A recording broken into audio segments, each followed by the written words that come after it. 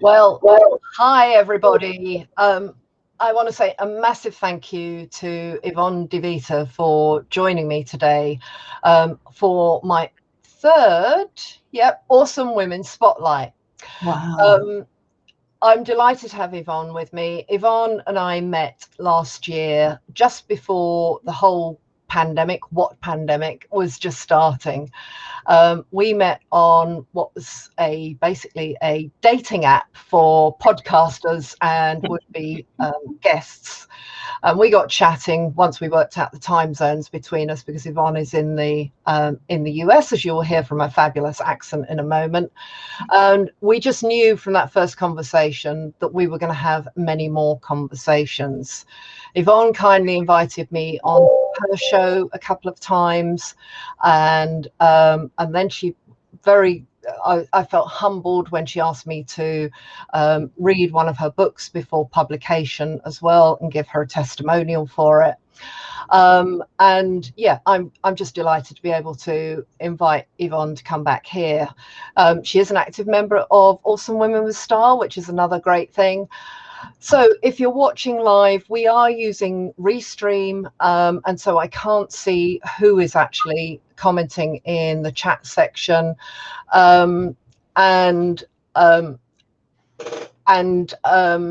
I will be able to check in later. If you've got any questions for Yvonne, we'll read those back at the end. But again, I won't be able to check who's actually posting those comments until afterwards. And if you've got any questions, if you watch this on replay and you've got any questions for either of us, then please do not hesitate to pop them in the chat, and we will come back and answer them. So Yvonne is a book coach, she's an author, she's a mum, she's a grandmother, she's a dog lover, which of course resonates very strongly with me, and she's so much more. She's got a fantastic sense of humour and outlook on life. Now, Yvonne, you can introduce yourself. Well, Carol, thank you. Thank you for having me on the show. And it's really an honor to be here, because your group on Facebook is one of my very favorite groups to participate in and to follow and to see all of the comments and the things that people talk about. It's just one of the favorite places that I have to go on Facebook. And before I get going too much farther, I want to give a shout out to my granddaughter, Francesca, because this is Fashions by Francesca. Francesca dresses grandma when grandma's going to be on camera. So she goes to my closet, Carol. I mean, you'll appreciate this. And she picks out all the outfits for the week. If I'm going to be on camera, she's like, this is for Tuesday, this is for Wednesday. And this was today's outfit. It's gorgeous. It's absolutely gorgeous. And tell us how old Francesca is. She's 10. I love it. She's got such a sense of style, that girl. She's my girl. She's my girl. Well, let me tell you, they lived with us, her mom and her dad and her brother and their 2 cats, for several months during last year, when COVID first hit. And so she would come down every morning and we'd have a little chat in the morning. And those are the kinds of things that really build the story for what I can write about what happened to me perhaps in COVID. And that's what I'm about, Carol. I'm about the story. Yeah. I'm about helping women especially tell the story of not just who they are, not just I'm Yvonne and I'm a book coach. No, the story has all the nuances and the conversations and the places you go and the people you meet, and it makes you a human being to the reader. So that's what I'm about. When I'm a book coach, that's what I'm pulling out of people, is the story that the reader wants to hear, because the reader doesn't want a report. The reader doesn't want you to report on where you went to college, how many letters you have after your name, and when you started your business. Those things are important, and you can include them in a bio.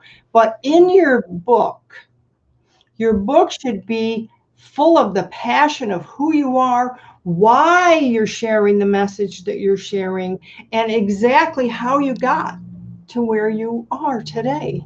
That's what people want to read, and that's what people need. Because, Carol, people are looking, women especially, they're looking for other women writers to help them decide whether they should start a new business, whether they should be out there in the world, perhaps running for office.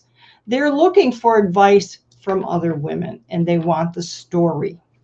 We all love stories, don't we? We love stories from the time when we could first listen to stories told by our parents, and just going back generations and generations right throughout history.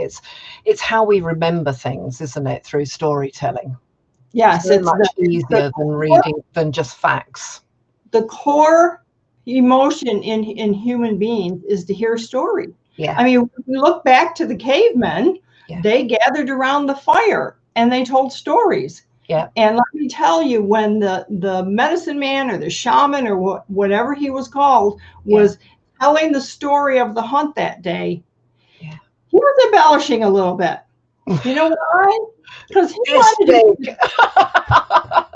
wanted the tribe to look good. He wanted the hunters to look good. He wanted the children to have something to look up to. So even though we want truth in our storytelling, I tell my authors, look, you're not going to remember this particular event in your life exactly the way it happened. So write it the way you believe it happened. Yeah. It's okay. And I think that's really important. So obviously you're a writer. When did you publish your first, or when did you write your first novel or your first book? Well, I wrote my first short story in second grade. Fabulous.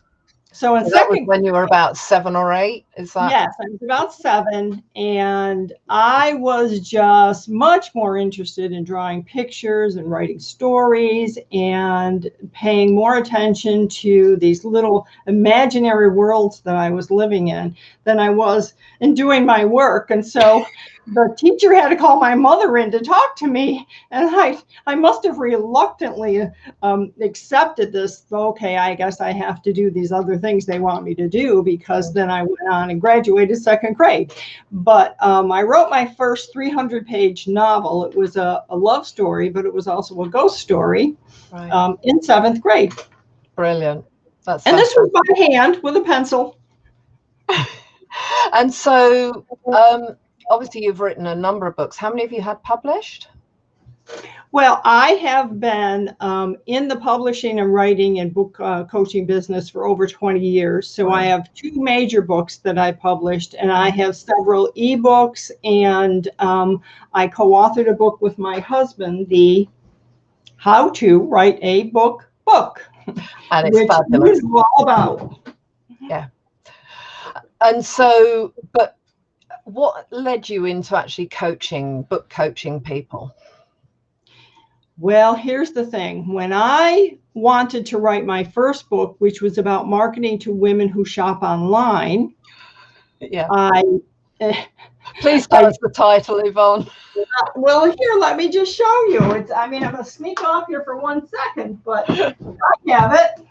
I mean, we'll not mince words. It's called Dickless Marketing, and it was designed to talk about Jane and not Dick. And I don't know why other people think it means something else, but it really took off. It took off. But the problem is that I self-published it using print on demand, and that was brand new back in 2004, 2005. Right. I mean, very few people were doing it. Nobody knew what it was. I knew what it was, and I knew because this was a book about marketing online, about how to get women to come to your website and buy from you. I knew it had to be published right away. It couldn't wait 2 or 3 years, which is how long it often takes when you go to a traditional publisher. So I used the print on demand model, and the company I worked with, they were not helpful. They were not supportive. They messed up the actual final file, and my husband had to go in and fix their errors, and we had to do all the edits, and we had to make all the changes ourselves, which the contract said they were going to do this. And then, this is the crowning glory. I wanted to hire them to do a press release because at that time, I was this little person nobody knew. I mean, my hometown, though, people in my hometown knew me, but nobody else knew me. So I said, well, let them put a press release out for me. And they said, we can't do that because your title might offend a little old lady in Texas. Oh. That's exactly what they said. And so I was furious, and I put out a press release, and my press release basically just said, look, Dick, see Jane shop online. And then I wrote all about the book, and I got interviewed all over the place. But in the end, I said, this isn't right. People shouldn't have to go through this if they want to have a book published. And so my husband was doing a class where he had to put together a plan for a business. And he said, well, let's start our own publishing company. And we looked around the city and we interviewed printers. And lo and behold, one of the printers I interviewed was printing my book. So the company I had contracted with was sending the files to this printer, and they were printing the book. So we said, okay, that's all we need. So we started our own publishing company. And that's how it all became, because I said, I don't want anyone else to have to go through the experience that I went through. Yeah. And when you're talking to someone about taking their book on, what are the key things that you're kind of looking for from them? Well, first of all, most of the authors I work with are already professionals in a business where they've had some success. Yeah.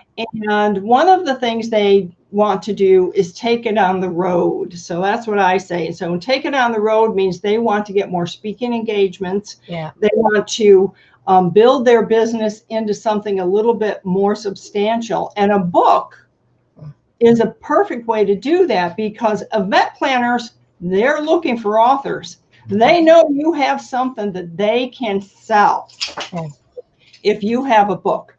And then for the professional woman, most of them have such amazing stories. And that's what I want. I want a professional woman with a story to tell, but she also has to be willing to put in the time commitment and the investment. So there's time, there's effort, and there's cash investment. And in the end, what comes out at the end is something that you build on. Then you build on your speaking, you build a speaking platform, you can build workshops, you can build webinars, you can build a community where you hold masterminds. And so all of this is how you build your business. It isn't because you're going to sell 100,000 copies of the book. Yeah. It's effectively a calling card in a sense, isn't it? An elaborate calling card, and a way of opening doors for you. Absolutely, absolutely. And I have an ebook on my site called Book as Business Card, which takes you through the steps of how to turn your book into your business card. Now, think about it, Carol.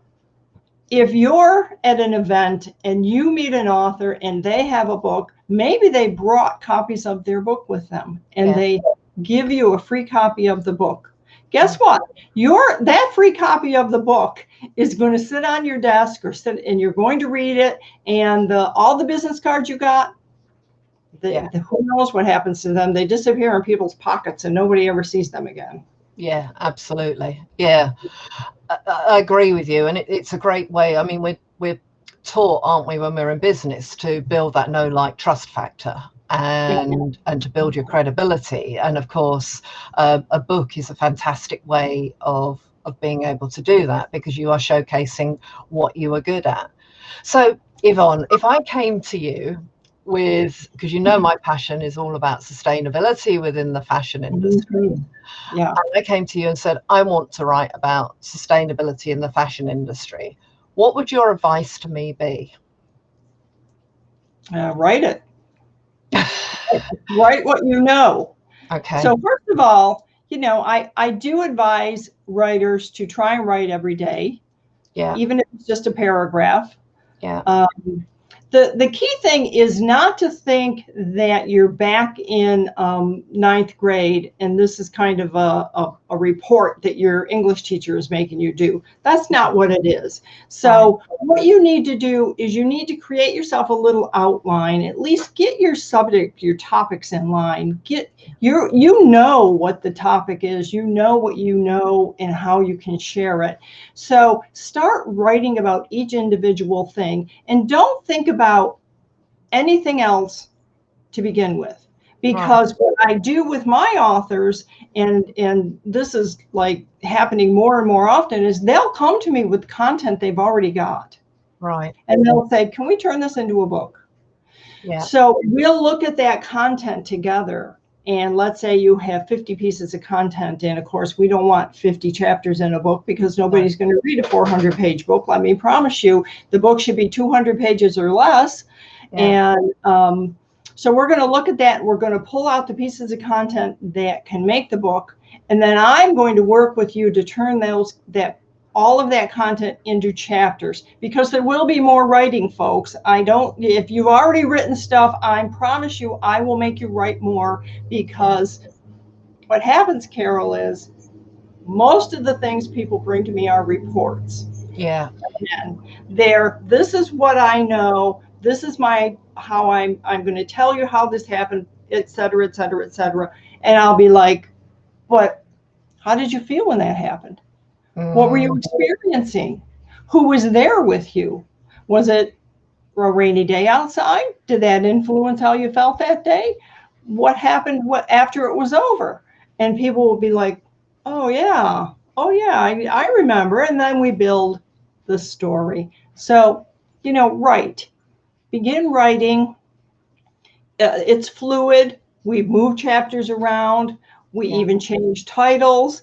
Nothing is set in stone until it is. And by the time we get to the end of my work with the author, and I turn it over to my husband, and he builds the book cover and the interior design. I mean, that's the other thing. A lot of people don't realize that there is a design to the interior of a book.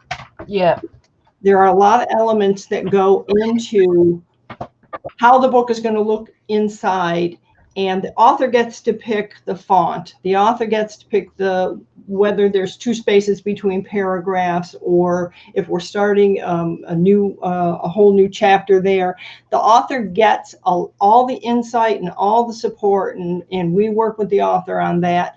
So basically, if you have a passion and you're ready to share, and let me tell you, every single person listening, you have a story. I know you do.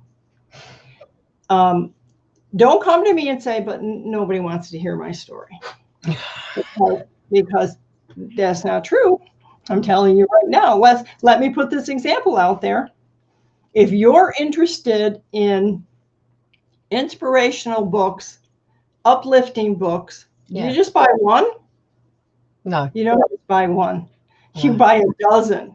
So your story's going to fit there with somebody else's. Yeah. Can you tell I'm passionate, Carol? I turn all red. Yeah, absolutely. No, I know you're passionate about this stuff. And you were also passionate. You had an amazing business, didn't you, at one point, which was your pet blog. I really want to talk about that, given, hey, there we go, blogger pause. Well, it's interesting because the publishing company led to blog pause. My husband got me started writing a blog, and it was called Lipsticking, which was the title of chapter 2 in Dickless Marketing. And through lipsticking, again, I continue, Carol, the way I would urge all my professional women to do, to learn about this topic I was interested in, which was women in marketing. Yeah. And I was asked to speak at a conference where I met the marketing director of Nestle Purina, the pet food company. Yep. And he said, I said to him, I said, you should have a blog. at this point, it's 2007 perhaps, and I said, more women than men are writing blogs, even though it isn't being recognized on the web. More women have pets, which you should already know because you're in the business, the pet business. And he said, no, I know that. He said, the lawyers won't let me blog. And I said, well, okay, here I am. I will be the Purina blogger. And he bought it. He bought this. I put together this proposal and he bought it, and I became the Purina blogger. I met another pet blogger. She said, let's do something together.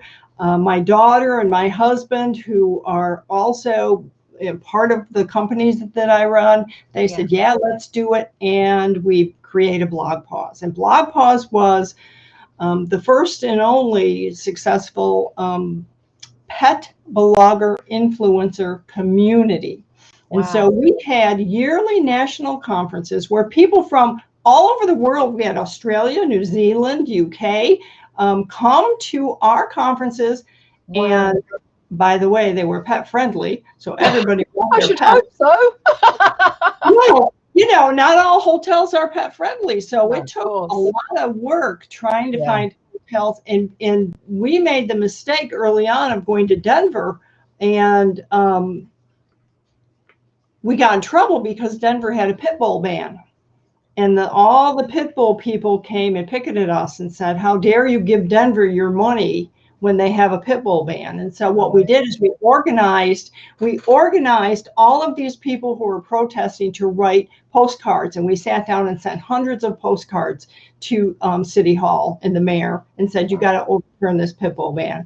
But yeah, so that's what I did for 10 years. But Carol, even then I was working with the bloggers to teach them to be better writers, better photographers, how to talk to brands, how to sell themselves, and just how to be online, which was just an extension of what I had already been doing. And I managed all the speakers, and I managed the most fun part, which was our Nose to Nose Pet Blogging Awards program. So we closed out each conference with this big awards program. We had a red carpet. Everybody got dressed to the nines, and they dressed all their pets up. We have photos of pets in tutus and sequins and top hats, and you could not imagine. These people went all out. And then, then we awarded people best dog blog, best cat blog, best other kinds of blogs, and best photos and things like that. And we had MCs come in, and major brands were there. And that's what I did for 10 years. And then I retired from that, and now I'm back to doing my book coaching. Right. That's just, it's incredible. It's because, would you say in 2021 that could be as successful, or do you think that the world has changed more in terms of blogging to video, and blogs don't have quite the prominence that they did? No, I think it could be just even more successful. Here's the thing is, people are much more accepting now of the concept of a pet parent. We introduced that to a lot of the brands, and some of them said, we can't say pet parent. We'll get in trouble if we say pet parent. And I said, what do your people call themselves? Well, they call themselves pet parents. Well, then why can't you do it? And it took a long time to convince them that they should be able to do that. No, I think blogs are here to stay. Now, they have morphed, they have changed. Still have to have good content, by the way. You still have to have good written content, 1,000 words or more. Pay attention to your keywords, pay attention to your headlines, but you also have to have video. You also have to have great, fantastic images. Back in my day, we just put up a little image, and I paid attention to keywords. So when I launched Lipsticking, Carol, the keywords I focused on were marketing to women online, and I was the #1 return in Google for that phrase for 10 years. Wow, that is quite an achievement. And that was just solidly concentrating on that keyword, was it? Yep, I wrote about it, I talked about it, and I mean, you can't do it quite the way I did then. Back then, I had 2 or 3 mentions of that phrase in the blog. Yeah. And after a while, people started packing their blogs with all these keywords, and Google got upset. And Yeah. Google said, you're trying to game the system, and we're not going to let you. So Yeah. today, what you have to do is you have to have a real good flow of information, and then, yes, in subsequent posts over time, you have to use the same phrases and talk about the same things. And that's how Google recognizes that, oh, yes, this is what you do. This is what we should send people to. Yeah, that's interesting, and that's where it's important to understand how the SEO side of it works as well, isn't it? Yeah, it works for books too, Carol. Works for books too. When we set up we set up our authors' Kindle accounts. If they want, they can set it up themselves. But if they want us to do it, we can. And author central pages and the description, it's in Amazon. Yeah. All is focused on keywords and using the right description and the right language. So you still have to have the written word. You can't just put video up. It won't do it. Yeah, that's really interesting. So do you ever get writer's block? Yes, I do, only in the sense that sometimes I have 3 different things in my head I want to write about. Yeah. And so I'll sit down to write about one, and the other one is calling to me. And it's like, no, today's my day. I'm supposed to write about this one. And so the only writer's block that I get is basically, again, being overwhelmed with all the ideas I have, and then making sure that what I'm writing is going to serve the purpose, because it's never about me. Yeah. Listen, if a writer comes to me and says, you know, this is the best idea since red wine, and it's going to make me rich and famous. Yeah. I'm like, well, you need to go somewhere else, because maybe it will make you rich and famous, but it ain't likely it's going to make you rich and famous. That's not why I write books. I don't write books to be rich and famous. I write books to help other people be successful. That's, I think, is really important as well, is recognizing, as you said, the purpose, but it's also recognizing that the reality that most authors are not rich and famous, are they? And that, okay, there's a handful of rich and famous authors, but with so many books out there. The average author sells 250 books. Wow. You know why? Go on. Because the average author doesn't promote their book. I was just going to say, yeah, is that lack of promotion? My book is so good, it should stand. I should not have to be going out and telling people about it. And I'm like, yes, you do. Yeah. It's the people that you see, the in fiction, the Stephen Kings and the J.K. Rowlings that we all know. In nonfiction, some of the big names, the Tony Robbins and the people that do all those are like the top 1%, percent. So 1% out of 100, they're the top 0.1 of 1%. Yeah. That's really what you have to understand, is all the rest of us are down here. Yeah. And if you want your book to be a success, it does not have to be a bestseller. No. It can be award-winning. If you've written a good book, I have a whole list of places you can apply to have it reviewed to be for an award. And award-winning is just as wonderful and attractive to readers as bestseller. That is really interesting. And as we said earlier, you know, you can use it to leverage your business in other ways anyway.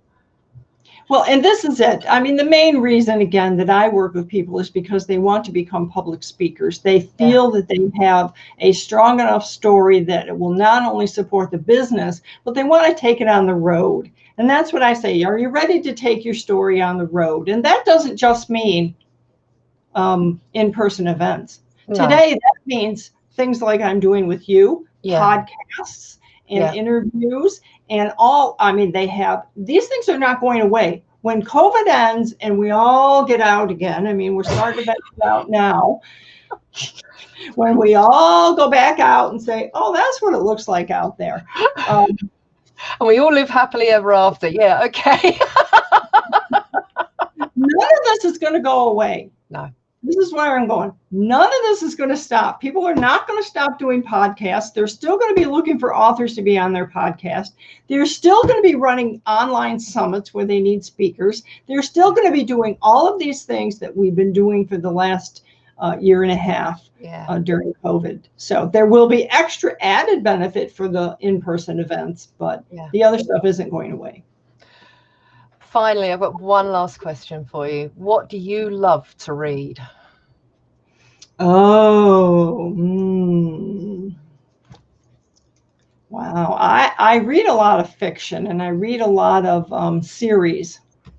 So I like a series that's going to, right now I'm reading a lot of End of the World series, which I find fascinating because Carol, they don't have pets in them. It's like, come on, if the world's ending, my dog's coming with me. Absolutely. I'm sorry. I'm not leaving my dog behind. Stop leaving pets out of your stories if you're writing End of the World stuff, because the pets are going to be there.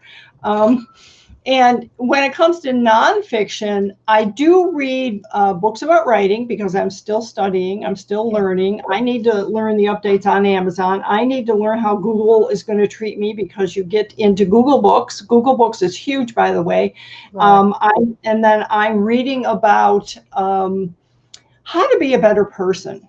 You know, how to accept who I am and make sure that I'm being inclusive with the rest of the world. So I read a lot of not self-help so much as inspirational stories. I really do love them. It just makes me feel like, yep, that's a really great story. And that person, I'm so glad she wrote this book. Now, then I think, I bet there's 100 other people out there with the same kind of story and they're not writing their book. And I want them to. Yeah. I think that's a really good point. So Yvonne, if anyone wants to talk to you about the book they've got inside them, or have any thoughts about that, what's the best way to get hold of you? Email is always best. It's just my name. So it's Yvonne at YvonneDivita.com. So you see the name right there on the screen. It's my first name at my full name.com. And you also have a fabulous website as well, don't you? Which has got a lot of information and resources on it, which is it's nurturing big ideas. And that's what I do. So I'm nurturing your big idea. I'm not here to dictate how your big idea should be. I'm just here to nurture it out of you. And that's I think that's the important point, and I think that's what makes a good book coach, isn't it? It's about helping you to understand you've got it in you, and to help with nurturing that process. Yeah, that's what we need. Brilliant. Well, I want to thank you very, very much for being here and talking to us. And some of the comments we've had are, go on, Carol, write your book. Yeah. You've been telling me for the past year. And somebody else has put, that's the key, write for your audience, pass on your passion and your knowledge. And that's, I think, is passing on your passion, I think, is the real key here, isn't it? Because you cannot write without, well, you can write a report, but you can't write something that someone wants to really read without passion. And that's it. And that's why I really get excited. But it's a passion, and it's a...